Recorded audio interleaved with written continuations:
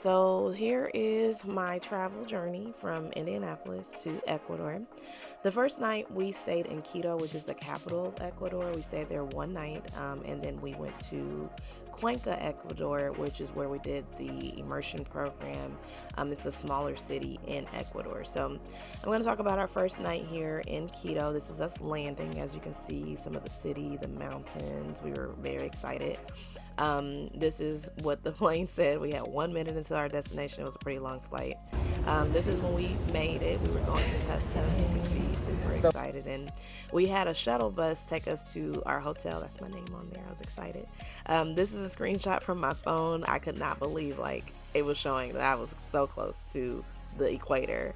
We wasn't playing. We definitely had, I don't know if you could tell, but this is like two locks on, well, a lock on the hotel door and a little alarm that went off if someone tried to push it, because we were in a foreign country. We wasn't playing. This is some of the hotel. It was a very nice hotel. It kind of reminded me of a resort, except we had to pay for our own food, but the food was amazing here. Very, very nice hotel. The next day, we were really considering whether or not we should go to the Ecuador or to the equator. See, I'm speaking in Spanish. We weren't sure if we should go to the equator or not, but we were so close. We said, when in our life would we ever be this close to the equator of the world? Like, we were contemplating, because our flight to Cuenca was leaving at 4:50 that day, so we still had plenty of time. As you can see, it's like a 36-minute drive, the shortest way, and we weren't sure, but we were meditating on scriptures, and the scripture we had came across at the time was, be strong and courageous, do not be terrified, don't be discouraged, for the Lord your God will be with you wherever you go. So we said, you know what, we're gonna go to the equator. So we then made the decision to go to the equator. We took a taxi cab from the hotel, and he drove us all the way there. He ended up driving us all the way back as well. This is some pretty scenery. We went through several cities on the way there. This is beautiful, isn't it, guys? Nature's just amazing. It's beautiful. So we went to the center of the world. The way that you would say that is mitad del mundo, which means the center of the world. This is me taking a picture because I thought it was so cool that the latitude was 000. For the longest, we could not figure out what that N and that S stood for, but then it dawned on us that it was the northern hemisphere and the southern hemisphere. So what's significant about this picture is that Sequoia in the middle, she is standing on the equator, but I am standing in the southern hemisphere, and my friend Danielle is standing in the northern hemisphere. So we thought that was pretty cool. Side note, so we had already been speaking Spanish. We hadn't even been there 24 hours, but we spoke so much Spanish, like just in those few hours we were there. And I was trying to ask this guy, because I didn't hear less, and I'm trying to my broken Spanish. I'm like, puedes tomar foto por favor? And he was like, oh, you want me to take a picture?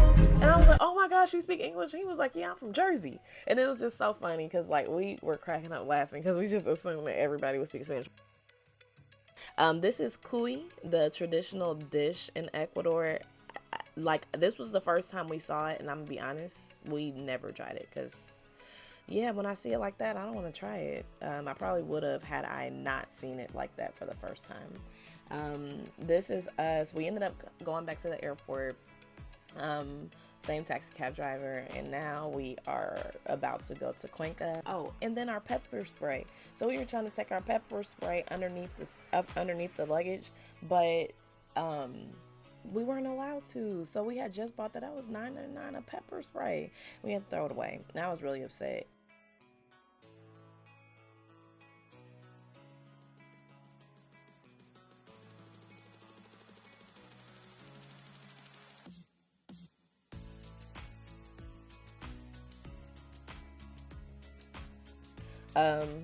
This is when we were leaving. Y'all, I'm crying because the turbulence on the way out was crazy. And at first we were trying to keep quiet, but then I said something to Danielle and we just started cracking up laughing because it was real bumpy on the way out. So I was just laughing. That's me crying. If you know me, you know I cry when I laugh. This is when we got off the airplane. You know, we didn't get no jetways. That was a real small airport. And then this is when we actually met with our host families. This is all right, I can do this. You can. Here. And we're meeting with our host family. This is when we met Patricia. Okay. She was our host mom, and you can see she had our names, and she, you know, we were excited to see her. And yeah. I do want to say I didn't get a lot of footage on that first night, but she lived on the 4th floor, and that was a lot of walking. Now, this picture is significant. I do have a folder about the food, but this was hilarious because we could smell chicken and we could smell broccoli. We knew she told us she was cooking chicken. We could definitely smell the broccoli.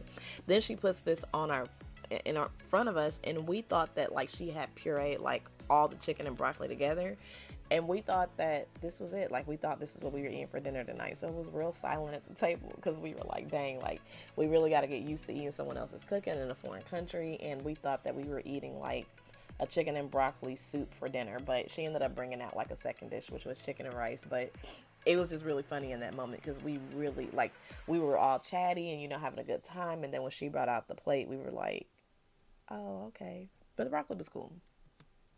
I like the broccoli soup. It wasn't bad. And she juiced everything from scratch. We were advised not to drink the water from the tap. So she actually made a lot of fruit juices for us. Actually, every meal we had was a freshly squeezed fruit juice. On the first day of class, they have our host mom walk us to class. Or take us to class. She decided to walk. And that was a long walk, y'all. It took about 40 minutes. And halfway through the walk, we came to these stairs. And oh my gosh, these stairs were brutal. And we walked up the stairs. I was proud of myself. You know, my heart rate was up a little bit, but it's cool. So we did a program called Common Ground International. But here in Ecuador, in Cuenca, they partner with Amuata School, Spanish School in Ecuador. Oh, soy de Jasminique, soy de Indianapolis, Indiana, y soy maestra de matemáticas.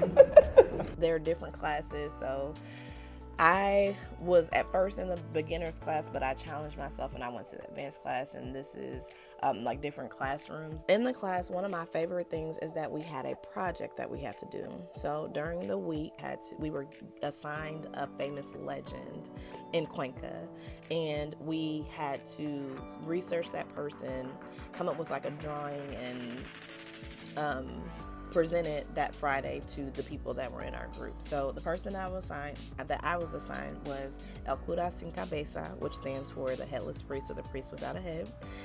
So this is me after I did the research. You know, we came up with we had to draw pictures and things on like a little poster, and this is me practicing with my friends and my host mom.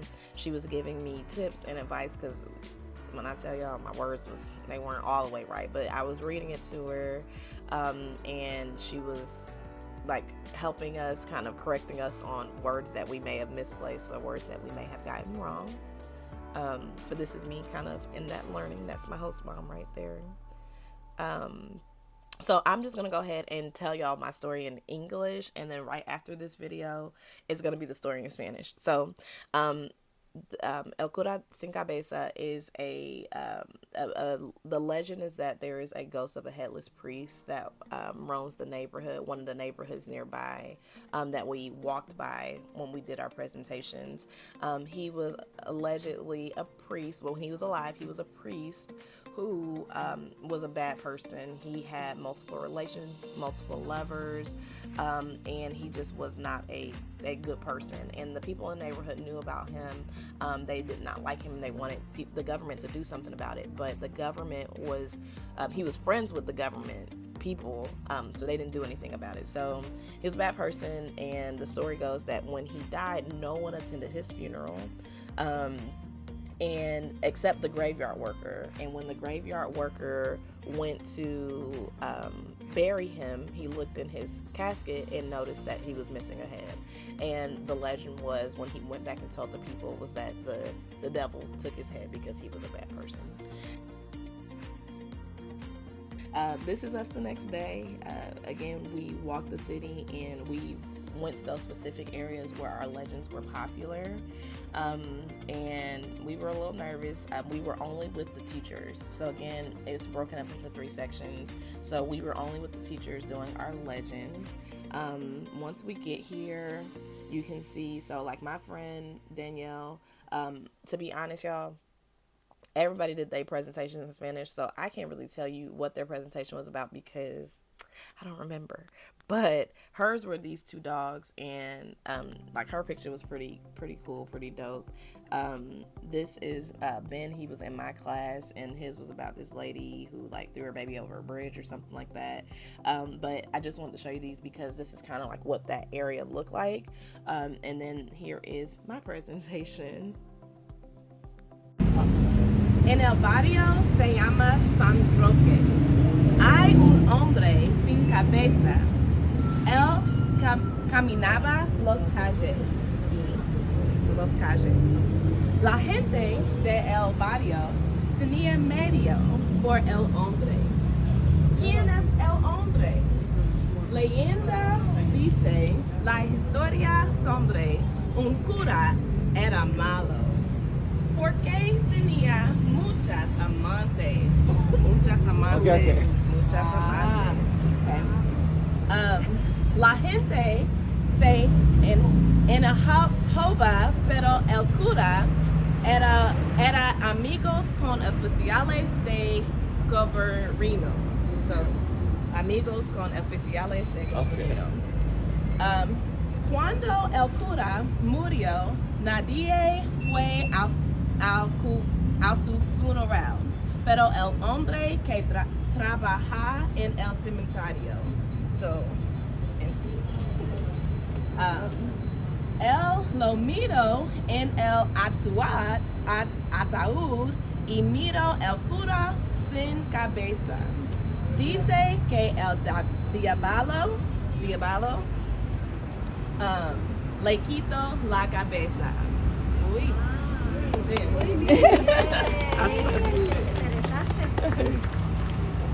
So that was the biggest thing from the immersion and just the learning experience. We did classes. This is a picture of me with my small class. And we learned different things in the class, but that was kind of like the capstone. That was the big project.